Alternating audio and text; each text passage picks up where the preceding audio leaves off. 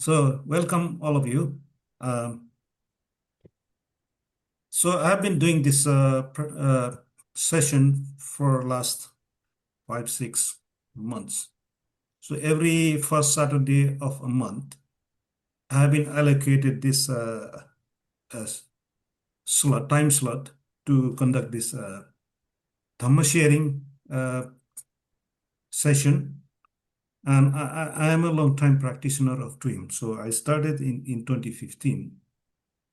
And before that, I studied quite a lot of uh, literature on Buddhism, finally coming to a conclusion that Buddha's teaching cannot be so complicated.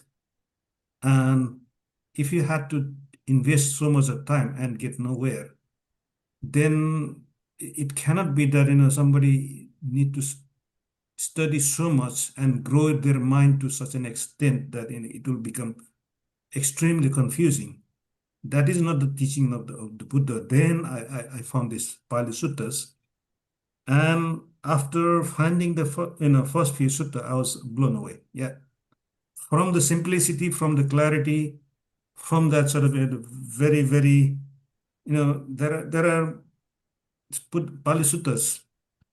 They give you exact uh, instruction on what the state of mind is and what are the kind of the ways to be free so that. And there is one a very good sutta, and in that Buddha says, uh, just like in the ocean, and in every part of the ocean there is one taste, that is the taste of salt, and in every snippet, every word of the Buddha, there is one taste, and that is the taste of freedom. Yeah. So that is the freedom. That is and what is that freedom? And this is what I'm focusing. This freedom, I'm trying to capture. What is that freedom? Yeah, the freedom of mind, freedom of the cycles. And this is the topic. I'm doing a four subtopics on the experience of awakening. It's called Bodhi. Yeah. So Bodhi means is to come to direct reckoning of the with the process that we didn't know. Yeah. So that is kind of striking something in our awareness that this is the truth, this is the reality. Why didn't I see that? Yeah. So it's kind of waking up from that sort of daydream of all these sort of a phenomena that keeps us completely tangled. Yeah. So and this is what the Buddha, all the teachings of the Buddha can be summed up in this sort of word. Yeah, that just like a taste of salt, there is a taste of freedom in every word of the Buddha. Yeah, so this is what I'm trying to explore.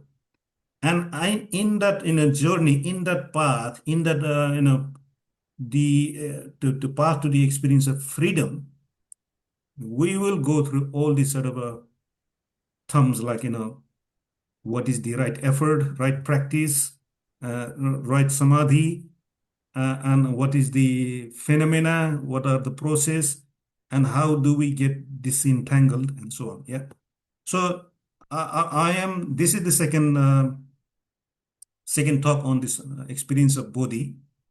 In the previous talk, I explained about the process, why we get tangled, what takes away our freedom, what is the process, what is the engine, what is the in kind of a why we get caught up in that sort of process of being caught up in the process of phenomena. Yeah, so those phenomena, and I covered the topic of the paticca samutpada, the what is called the conditional arising of all the phenomena. Yeah, and these phenomena are the actually our realities, nothing more than those phenomena. Yeah, you can call it.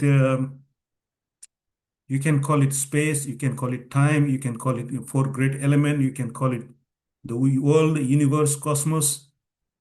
These are all, anything can be put into that sort of a experience of a phenomena that, and there are only two things, mind and phenomena. Anything outside is our projection. Yeah. So that might be a bit too hard to digest, but if we can understand that, if we can focus our, let's say, mind, and try to understand this mind and phenomena, that's where the freedom lies. Yeah.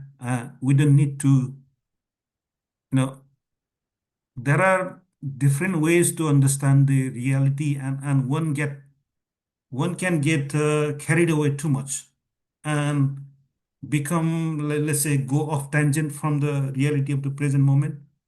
And what we are doing is stay in the present moment and find out where we get off the track and get carried away. Yeah. And to keep us in track, that is the process of what is called, uh, we call it right effort.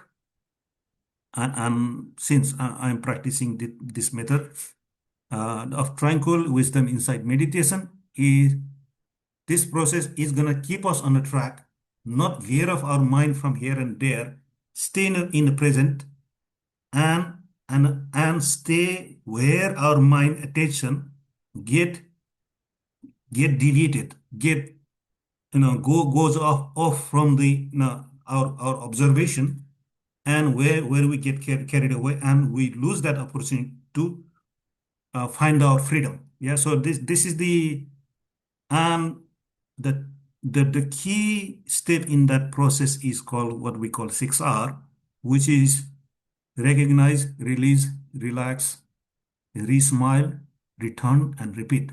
So this is just a little bit of expansion on the Buddha's right effort. So the right effort means to not to bring something wholesome in the mind. That is the first step, and keep that wholesome state going.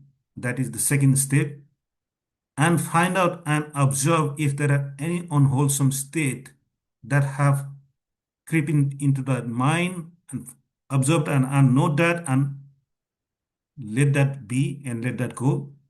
And the process is to not to allow such unwholesome state of mind to remain and invade the mind. Yeah.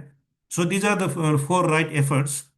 And what the stream 6R does is to keep us on the track, to keep the mind aligned with those four principle, four practices. This is the right effort, four effort of the Noble Eightfold Path. Yeah. It's very simple, but we want to things, we want to make things complicated, and we simply do too much of thinking and not to do the practice. And that is why we end up with so many philosophies, so many ideas, concepts, and so on. And that is not the path. Yeah. So the Buddha's path is not conceptualization. It's not about kind of hooked into any of the experience. So Buddha's path is to be devoid of experiences, be devoid of all those sort of ultimately. I mean, we will obviously will be going through various experiences, because the path to arrive at that sort of experience, less experience. That's what I call it. Yeah, the something bit mystical, something bit hard to imagine. But the state of nibbana, that freedom of mind, is to be devoid of all these sort of projections to those sort of experiences that we fabricate, that we create. So we don't probably know that by doing some sort of activities through our body, speech, and mind, we are generating those experiences. We are fueling the process of mind engaging with the phenomena. And I mentioned there are two things. in this universe that we need to be absolutely, we need to understand. If we understand the mind and the mental object, or what we call phenomena, and how they come together to create all those experiences, and if we can let this dependency of mind and mind object follow, there, if we allow them to settle themselves, then the mind and mind objects did not kind of oscillate and create all this sort of vibration and that sort of all these experiences. Yeah.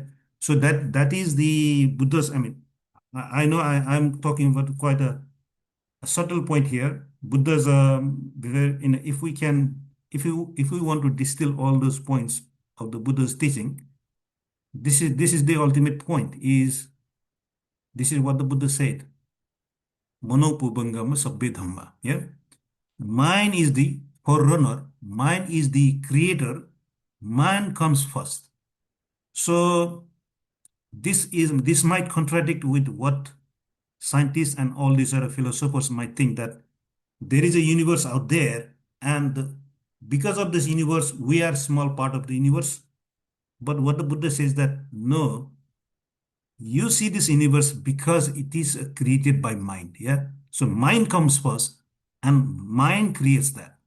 So if you can understand this universe is a fabrication of mind, it is because mind is reacting to stimuli, then you can find that freedom. Yeah. So mind that is not dependent on the phenomena, that mind is free. And that freedom, this is the freedom we want to explore. Yeah. And we can get caught up in so many philosophies. Is this, what is, if mind does not find any support from phenomena, is that not the annihilation of self? Is that something, if we let go of all that sort of things, do we remain? Does our existence remain?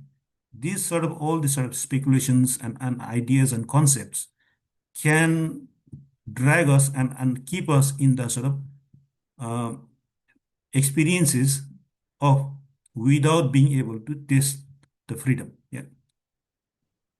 So this is something I want to explore, but obviously um, I want to provide some context. Yeah. So I understand, if I talk about this without any kind of supporting material, it will be hard to digest. So that's why in this call, I will be focusing on some, few terminologies, few of these, let's say, experiences that we inevitably have to go through to arrive at that sort of freedom. Yeah, that freedom of mind.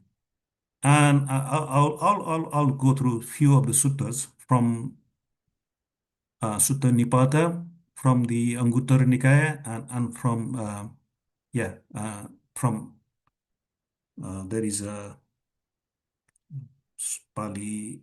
Yeah, so I'll try to cover. See if I can manage to cover these suttas from Pali text. Yeah. So the terms I want to cover. The first term is that in the Buddha's teaching, there are 8 factors. So Noble Eightfold Path is called Arya Atangiko Marga. So that means it is a path consisting of 8 constituent parts. Yeah, Arya Atangiko Marga means that consists of 8 different elements that make up the total practice. Yeah. So we know the path will have to have all those ingredients combined, and they come together as a whole to lead us to that sort of freedom of mind. So and the term, and if you look at the Pali Suttas, anywhere you look, you will not avoid, you will encounter the word jhana everywhere in the Pali, suttas. So jhana is that sort of a superhuman state a pleasure and happiness that is beyond the world of senses. Yeah. So jhana is that sort of superhuman state. It is otherworldly happiness, otherworldly joy that, if you can continue, if you continue the practice of the noble eightfold path, the jhana is the it is called noble samadhi. Yeah, samma samadhi. Buddha call it samma samadhi, which means the culmination of the noble eightfold path is the samma samadhi. Yeah. So I can give you the sutta reference for that. So, and what is the samma samadhi? It is called the four jhanas. The first jhana, the second jhana, third jhana, and fourth jhana. Yeah.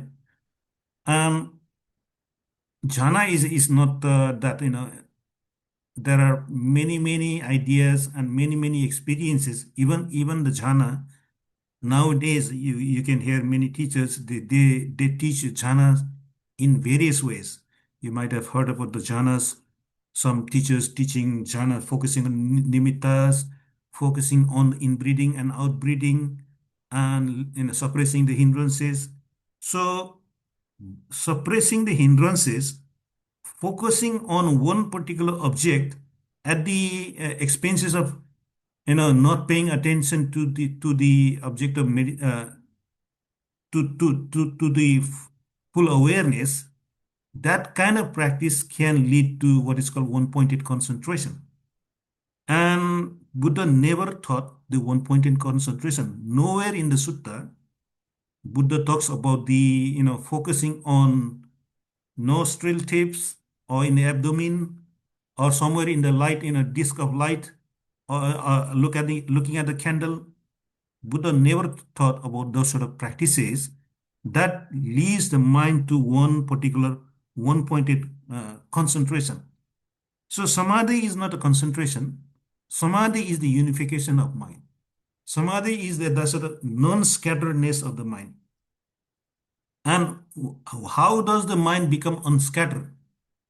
Scattered mind is the one that is always preoccupied with the anxiety, restlessness, that sort of a doubt, that sort of a ill will, that sort of intention of cruelty, all these sort of distractions, these unwholesome states, we call it five hindrances or unwholesome states. These are the state of mind, and I put in that sort of unwholesome state of mind, focusing one point in one particular object is not a wholesome state of mind. Yeah. So let's be absolutely clear. If you are trying to observe your mind and trying to achieve something by focusing on that sort of object, that is not a wholesome state of mind. Yeah. Wholesome state of mind is to be, it doesn't have that sort of state of greed, hatred, and delusion. Yeah. So you are not trying to achieve anything in this in a practice. Buddha taught what we need to do is to let go of any intention that arouses those sort of three greed, hatred, and delusion. So focusing your mind on one pointed object in a very trying to achieve and to gain the sort of a bliss of jhana, that is not the Buddha's jhana. Yeah? So Buddha did not teach to arrive at the jhana through those sort of unwholesome mean.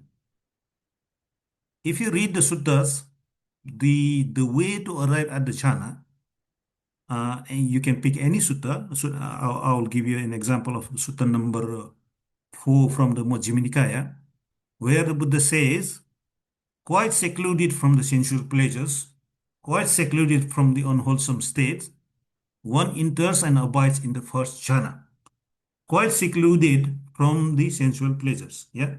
So you are not paying attention to senses.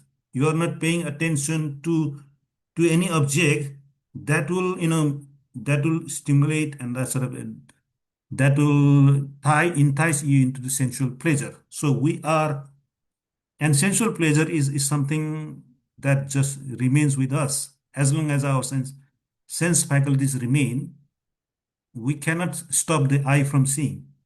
That seeing happens because those are always available, and the sciences, what they do, they will see things. Yeah. So the practice of the Buddha is not to stop those sort of sense phenomena, to not to suppress them or to block them, but there is a very very important word that is called attention. Not to let your attention fixated in those sort of sense experiences. Yeah. So, and how and what the Buddha says in that jhana, the process of arriving at the jhana is secluding yourself by letting go, by abandoning. Yeah. So your how do you abandon that? By not paying attention to those uh, very sensory kind of experiences. If that sensory experience hit your mind, you allow that process to be. You allow that, in a sense, sound to be. You allow that, visual object to be. That is not the obstacle. Yeah, your obstacle is your attention. If you get fixated and if you attend, too much on any particular thing, then that will become what is called the hindrance. Yeah. So by secluding yourself, by not being entangled, uh, by not being tied and shackled by the sort of sensory experience, by letting the attention be, not keeping your attention on that, you will seclude yourself from those sort of sensual pleasures. Yeah. So secluding from your sensual pleasure, secluded from unwholesome states. So what happens is that your sense experiences arise, and immediately with that sense experience, there is an element of what is called the unwholesome state. Three types of unwholesome states arise immediately with those sense experiences. You will have the element of greed. You want something more if that is a pleasing experience, or you want to stay away from that sort of experience if it is unpleasing, that is painful, or that is kind of not interesting. You stay away from that.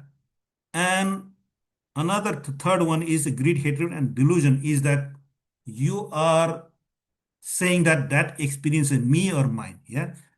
As if you are owning, and you are saying that picture is me, that visual sound is me, visual experience is me, that sound is me, all the anger, whatever obsession that arises, all that is me. Yeah. So that is a delusion.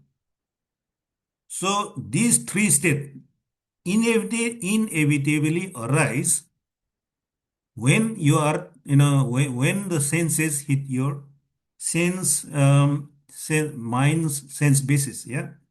So that is why what the Buddha said in that, the process of arriving at the jhana is to let go of unwholesome state. Yeah.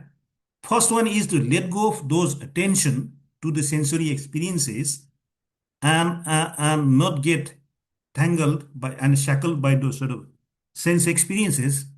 And letting go of unwholesome state is to relax and let that greed and hatred and delusion around that sort of sensory experiences of pleasing or not pleasing, or the attitude of mind to tag those experiences as me or mine or myself. Yeah.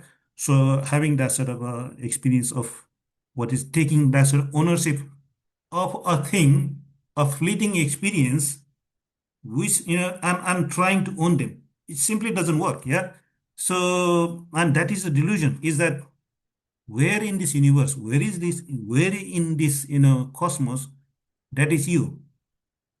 There is nothing in this experience that is you. Yeah. And if we think that this body is me, this feeling is me, this perception is me, this consciousness is me, and the attention intention is me, then obviously we can this is the what is called the if we start to think that these are me or mine, that is the root of the suffering. Yeah. So these five aggregates are just some fleeting experiences. These are some sort of a experience that hit the mind, and that's why the five aggregates that we want to amass, that we want to own, and Vikuvadi calls it five aggregate affected by clinging. What is that? I call it those five aggregates that we think are me or mine are trying to amass them, accumulating those sort of as some sort of our a property, our asset. That is the cause of suffering. Yeah. So in the core noble truth of the four noble truth in the Buddhist teaching, the last the cause of suffering is the that's what the Buddha said. Yeah, those five aggregates that we try to own, that we try to amass, that we try to become possessed of, is the cause of suffering. Yeah. So it's quite a loaded sentence, and it can make sense rudimentary. In a rudimentary form we can understand, okay, I can make sense of this because I know I cannot take the feeling with me all the time, because it just goes and remain it stays and goes away. I can understand this perception is not me because I cannot continually perceive something. So we can gain that sort of um, very we start with some sort of basic understanding, and we successively refine through those practice of noble eightfold path. As we become more and more accomplished, more and more skilled in this sort of navigating the path, then all this sort of the teaching of the Buddha, what Buddha was trying to say, it has got a much deeper meaning. Yeah. So that's why I would not say that I have understood this five aggregates fully. And this is the I'm in that process of understanding it. And as we practice more, the more we practice, the more we get as a deeper experiential understanding of this teaching. Yep. So I will pause here now. So if you have got any questions, please let's have some discussion. Yeah. Any questions? Yeah, hi. Hi. Hi. Yeah, first of all, thank you, Indu, for the interesting talk and for this opportunity. I was reflecting on the things that you said about things related to attention. Mhm. And I was wondering about it. It's probably some kind of a terminology or, but let's try to clear this out. Not paying attention to sense experience at first sounds a little bit contradictory to me, probably because the way I see it is sense experience, feelings, emotions, thoughts, and stuff like this probably deserves some kind of attention, at least for some time, because at least I find it valuable because this is how I actually can investigate their nature. How else can I investigate their nature if I don't pay some attention to them? So I guess this is not what you meant, but just wanted to kind of clear this, if the question makes sense. Yeah. Yeah, that is true. So I did. So I was reading the word of the Buddha. Avoid secluding yourself from sensual pleasure. Yeah. So sensual pleasure, you can already see what is the sensual pleasure mean. Yeah. So sensual pleasure is that your mind attend to gratify and try to get hooked into those sort of sensual pleasure. there is the element of craving there. There is element of greed there. Yeah. Mm, Or it's not only about sensual pleasure. You have got a sensual, senses can also cause irritation. It can cause pain. That element of pain is you want to stay away from the pain as well. Yeah. So yeah. there are those reactivity toward the senses that we have to let go of the attention. Yeah. So in a sense that it's kind of a we need to make use of senses. So we are living in the world, and the senses do arise all the time. The tendency of mind to create that sort of unwholesome state of greed, hatred, and delusion, that is something we need to let go of. Yeah. Mm. Does that make any sense? Yeah. Yeah, yeah, yeah, Yeah. yeah, So yeah. the mind's projection. So let's call it. There is a mind and there are senses. Yeah. And mind start to create some sort of projection. If it is favorable, if it is in a gratifying, it Mm, wants more. Yeah. mm, So take any example like a food, and you have got in a luxury holiday. That sort of all these sort of these things can naturally arouse that sort of emotion, that sort of tendency of the mind to have more. Wish I mm. could enjoy this forever. Yeah. So that's where the mind starts to go off tangent. Yeah. Yes, It didn't remain in the present. And that's where you need to let the mind's reaction drop the reaction of the mind. Yeah. To veer towards that state of grit you need to maintain that sort of say neutrality. Yeah. Not being influenced, not being affected overly by those sort of experiences. yes. So Yes, my point was just that, at least for me, it's just in order to let go of this, I first have to detect it. So probably, I don't know if the word should be attention or awareness, but there should be some kind of, yeah, observation. yeah, some Yeah, kind yeah, of observation. So because this is actually the problem, because this ignorance, in the sense that we ignore all the time all the stuff that are happening in the background of our mind, is actually the problem. Because when you pay some kind of attention or observation, and you know what is the consequences of following the path, yeah, so yeah. you have So to let go then. yeah, Yeah. so and I suggest you to highly kind of look at the instruction on the tranquil wisdom inside meditation. Yeah.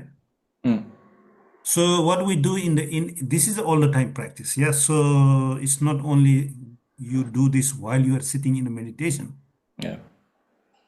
There is a process called siksar, and siksar is recognize that your mind has distracted. Your mind has gone off from your meditation object. Yeah.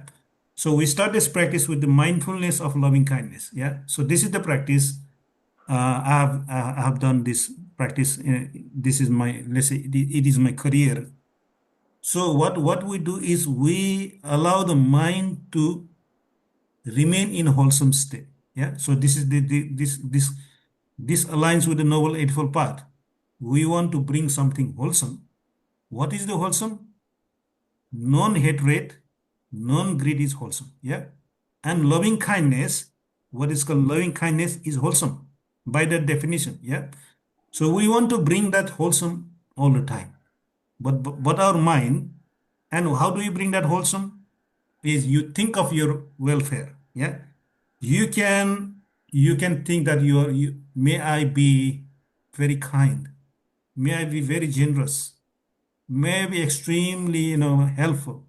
So these are the wholesome qualities that we want to keep with us all the time. Yeah. So all we need to do is to keep the wholesome mind filled with wholesome, but we cannot sustain that. So that therein lies the what is called our right effort.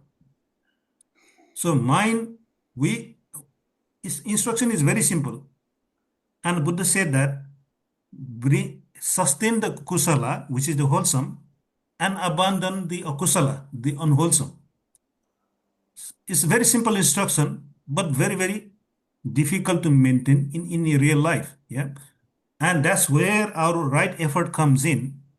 Right effort needs to be supported by it needs to be supported by what is called right mindfulness.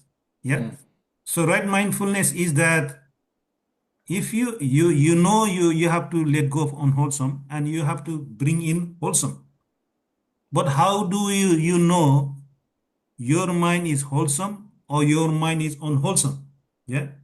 So you need that sort of observation of your mind. So you need to, that's why the practice of siksar is to what is called, and right, there is a definition of right mindfulness, is the practice, the right mindfulness is to remembering to observe the mind.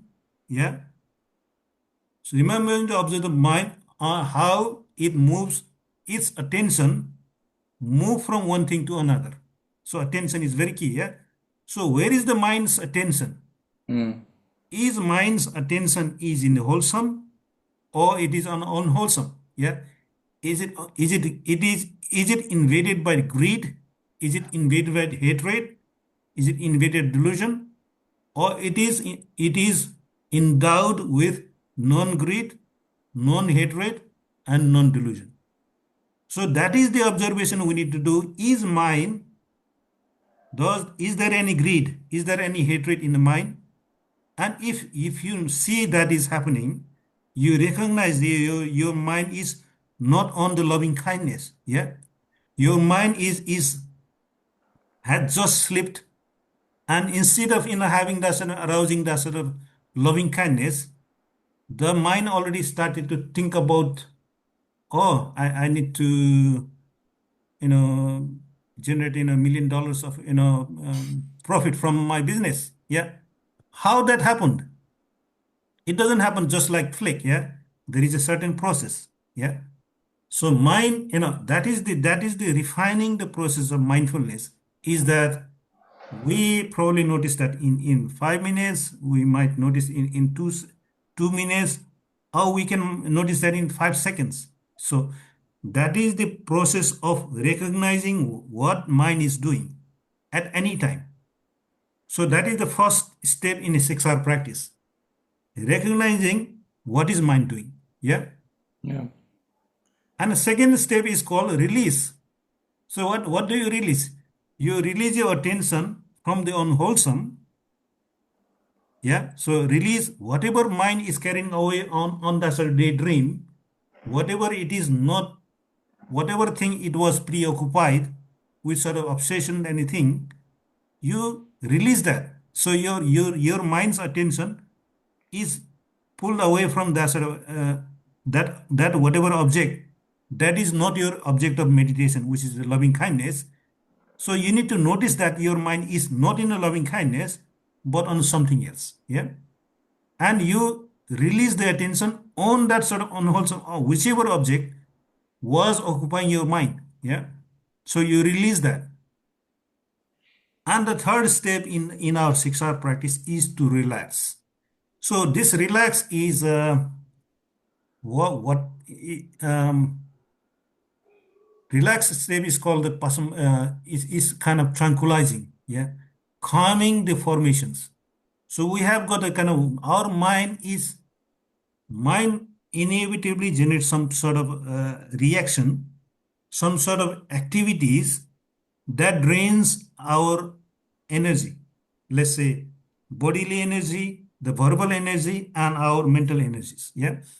So, and if we don't notice that, obviously we are spending too much of energy. We are creating that sort of greenhouse gases through overthinking, through all this non-essential engagement. So what the relax is, that is to let the mind be at ease. So relax is to let any active engagement, yeah, any kind of activity through the muscle and body. You have tension in your arms, you have tension in your back, you have tension in your brain. all this sort of body will contract, the mind will contract, and allowing that sort of open ease awareness of the mind and body is the relaxed state. Yeah. So it's like, so you are carrying a weight of 10 kilos. Your body is very tense. Yeah. You are in a kind of grabbing some sort of something with the force. Relax is to let that force be. Yeah.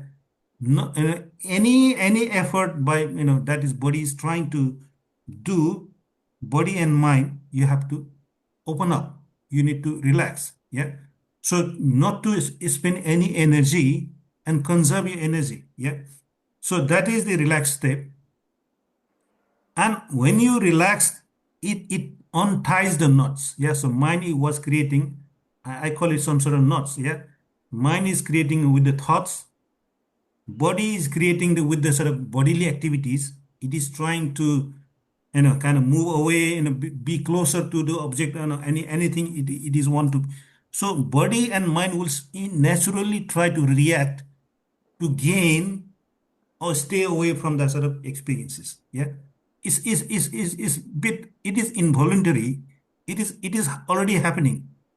And we need to kind of be skilled in that sort of observation. I didn't, find that sort of, that process as quickly as possible. So this is like a game. Yeah. See how fast you can. I didn't, how fast you can find that you are veered off that sort of straight path, and you carried away your thoughts into millions of different directions. So we ultimately, what we want to minimize. We want to be free of those, even the process, even before arising, you will not have those sort of arising at all. That is where the freedom is. Ultimately, when your mind is so calm and so at ease, those things don't even arise. They will just stop. They will not get the fuel of your attention. Yeah. So that is why I say that. So the relaxed state is very, very important. If you do not consciously not relax your mind and body, that tension will accumulate, and your tendency to react will become stronger and stronger. So what we are trying to do is create that sort of a small space between you and the phenomena. Yeah. So that's putting that sort of a blank, a moment of emptiness, a moment of clear awareness, the moment of break between the your mind and the phenomena. So that moment of clarity, that moment of independence, that moment of temporary relief is gonna progress your mind towards that sort of freedom. Yeah. So that is the relaxed step. And after relaxed step, after we have relaxed and calmed our body and mind, we resmile. So this resmile is a bit of a it is a very useful, I would call it useful step. And what resmile does is it will lift your mind up. It will keep your mind light. Yeah. And it will give that sort of a very, very impersonality of yours. So think about that. If you are working with a smile, if you are working with a sort of happiness, you will not get drained, and you will not be dragged into the mud of some pessimism, from some sort of doom and gloom. Your mind can dive into that sort of doom and gloom and start to think about negative thoughts and stuff. So smile is gonna always keep you afloat. It lightens up, and it keeps you in that sort of wholesome state of mind. Yeah. So generating that sort of smile, practicing your meditation with a smile all the time is extremely valuable. So keep that smile going all the time. Yeah. But if you cannot do it, at least put that in a 6 hour step, and then re-smiling is gonna bring your mind to that sort of, it keeps you in the positivity. So re-smile and then return to your meditation object. So we have been trained in this meditation object of loving kindness. Yeah. So loving kindness is that sort of it is one of the wholesomes. Yeah. Yeah. It is a non hatred. Yeah. So loving kindness is another word for non hatred. Non greed. These are the three. There are only three wholesome things. Yeah. Non greed, non hatred, and non delusion. Yeah. So having that sort of loving kindness is we are fulfilling the one of the three parts of the Buddha's core teaching of bringing the wholesome. Yeah.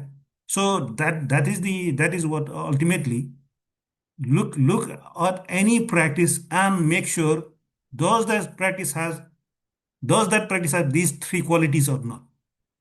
If these three qualities are not present, then that practice is not Buddha's practice. Yeah. So that is the iron in this is the acid test. Look at any practice. Is that practice promoting these three wholesome or not? If it is not, then to me, it's not Buddha's practice. Yeah, it's something that might be, fused with another practices. So that's all I say. Okay. Any further thoughts? Yeah, can I? It's interesting. I find it really interesting because there are certain meditations which are sort of seen as analytical, but this process is not an analytical process at all. It's about letting go ultimately and resting in the nature of the mind. It's about allowing thoughts, feelings, the aggregates to you don't stop them. You allow them to arise and go. That's interesting. That's just let it go because something else comes up in the sort of ground of awareness. That's my take on it, and that's I'm very much kind of inspired by the sort of Mahamudra type stuff. Just been looking at a couple of quotes here from there's one by Saraha, which is well, no, the one before that. It's Tilopa 6 words of advice, which is don't recall, don't imagine, don't think, don't examine, don't control, rest.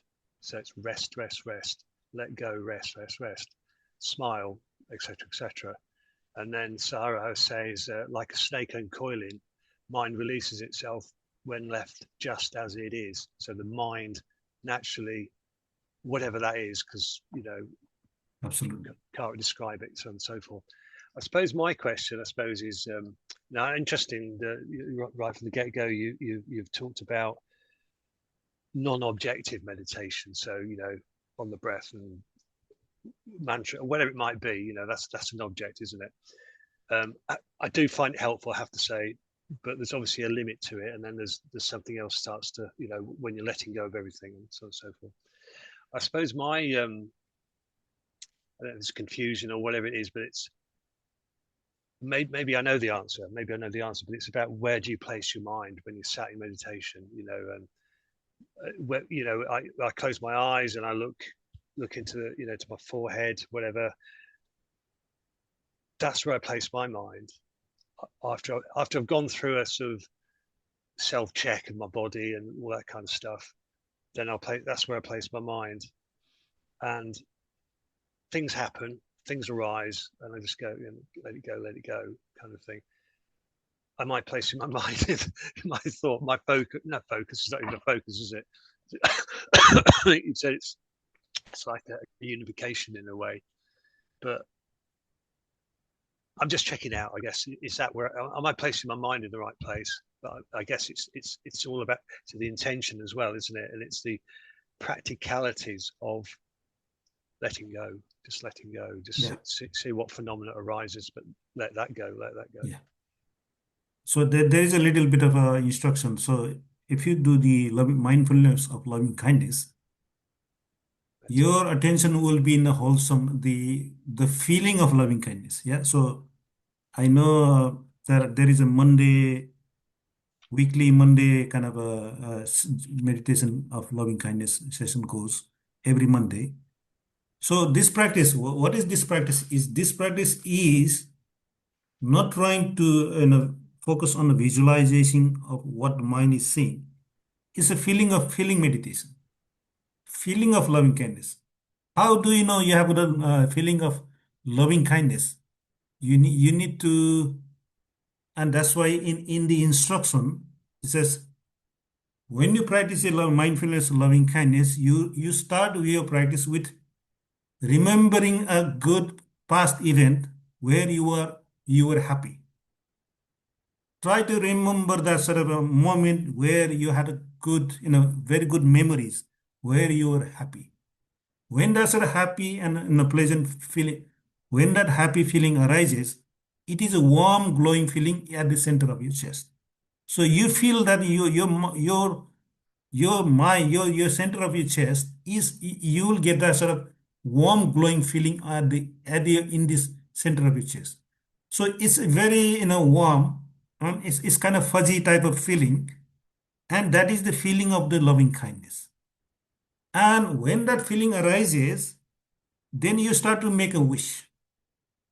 May I be happy.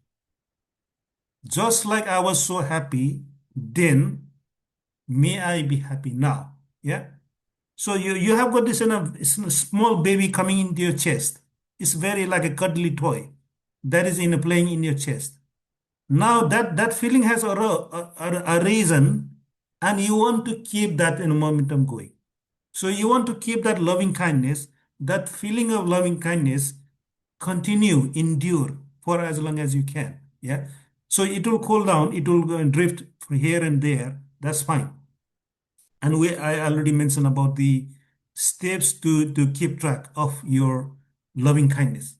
So when that feeling arises, you it is very, very nice, warm feeling, and that to stay right in the middle of your chest. And when that feeling arises, then you start to feel the happiness. Wish for your own prosperity. May I be extremely kind. May I be a compassionate human being. Yeah.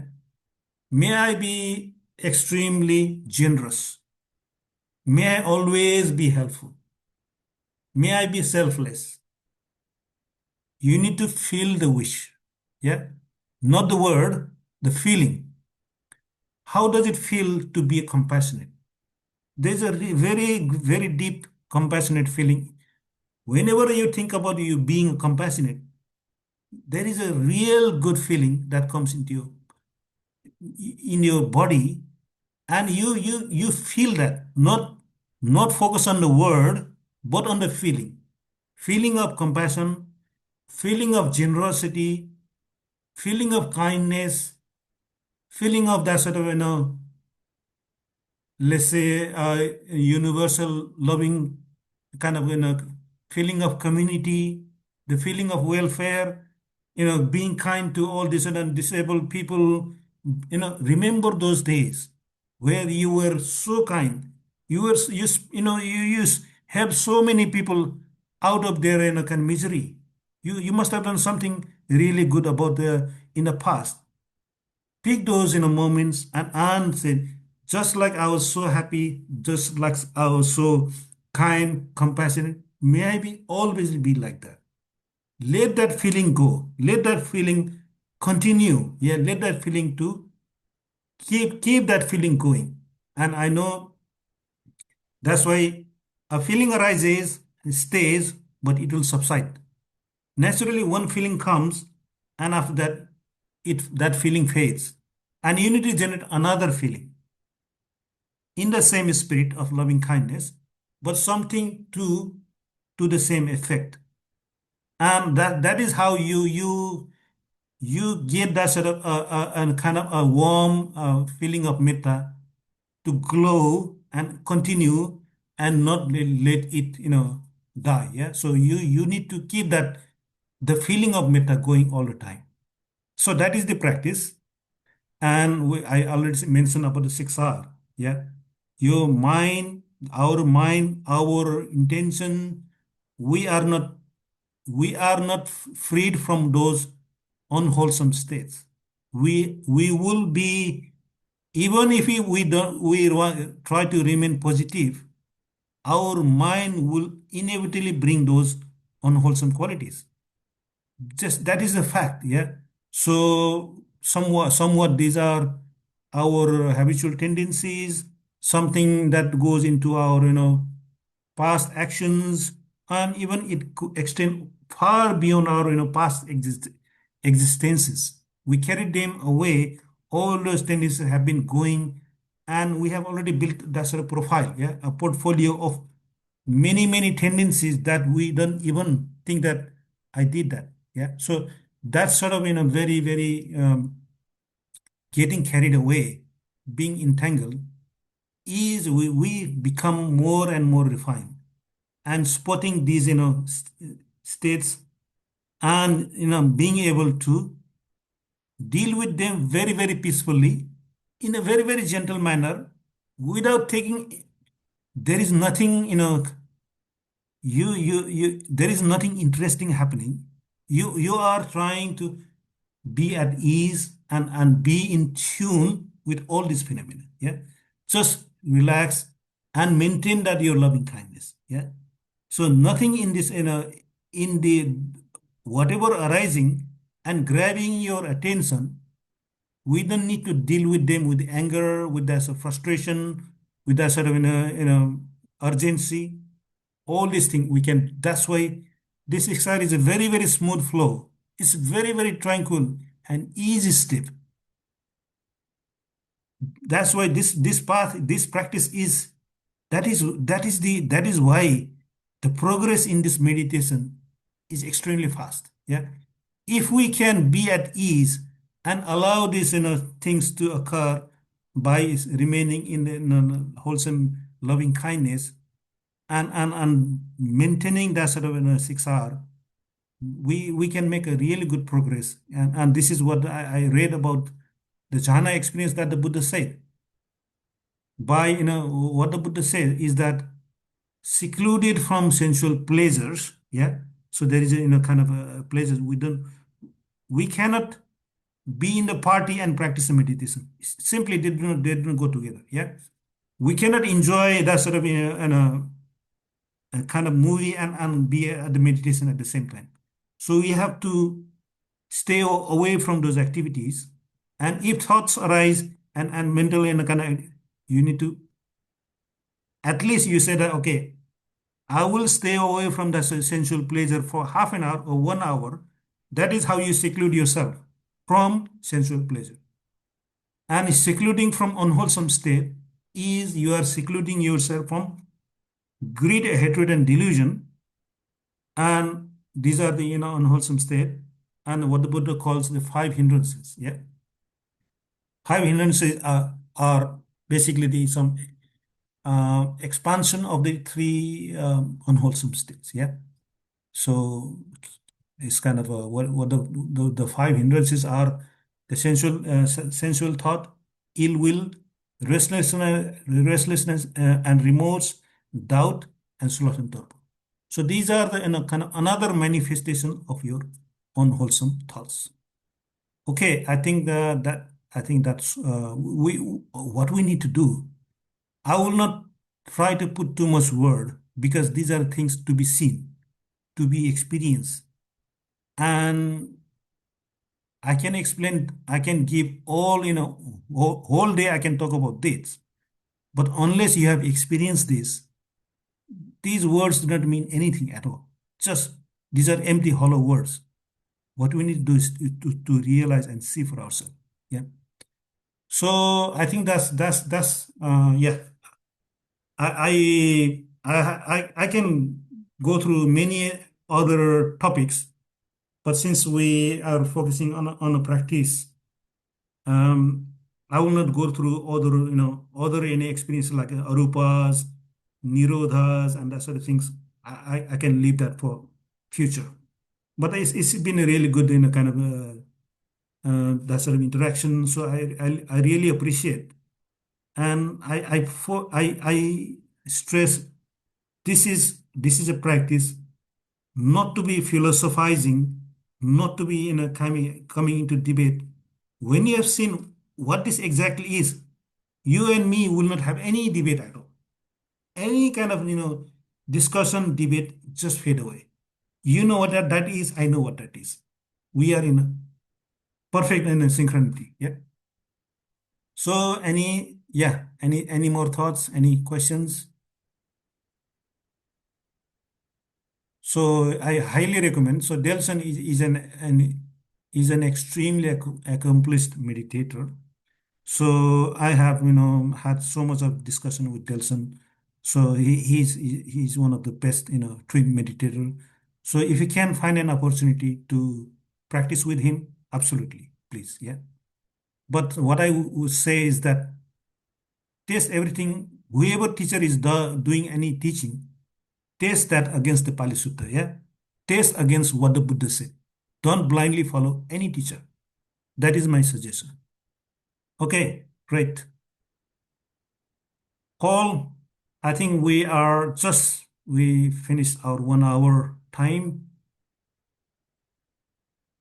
So I think if there are any more questions, if not, yeah. You want to share merit? Okay. If you are okay, I can read our twin, there's a sharing of merits of the dhammas we do. So let me find the page. Okay, I'll read this sharing of the merit. This is what the Buddha at the time of the Buddha it happened. So may suffering ones be suffering free and the fear struck fearless be. May the grieving shed all grief and may all beings find relief. May all beings share this merit of ours that we have acquired from the acquisition of all kinds of happiness. May being inhabiting space and earth, devas and nagas of mighty power, share in this merit of ours. May they long protect the Buddha's dispensation. Sadhu, sadhu, sadhu.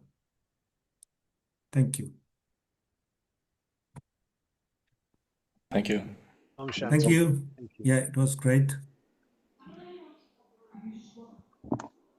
Thank you.